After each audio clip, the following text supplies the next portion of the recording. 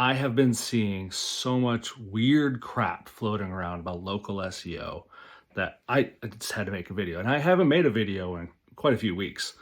But let's get into what is actually going to make an impact on your website for local SEO. First, I've said it before and I'll keep repeating it. Your name, address, phone number, NAP needs to be an exact match across every single profile and site that you have. Your carrier sites, your website, social media profiles, business pages, all of those things, they need to exactly match, including abbreviations across the board. Next is on-page schema. Now this is just nerd talk for the code that Google and search engines look for to make sure that you are a business and all the stuff is set up correctly. Now, if you're using Advisor Evolved, I know for a fact that they set those things up correctly.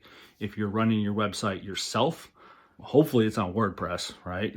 There's two plugins that I highly recommend. Both versions require a paid version to get the local schema stuff, but Rank Math is my preferred now, and then Yoast SEO. So recapping, NAP, name, address, phone number, needs to be exact match on every single web profile you have. And your website needs to have local schema set up to make sure that Google and the search engines know that you're a local business. Those are the two main things that are going to really impact local search. See you later.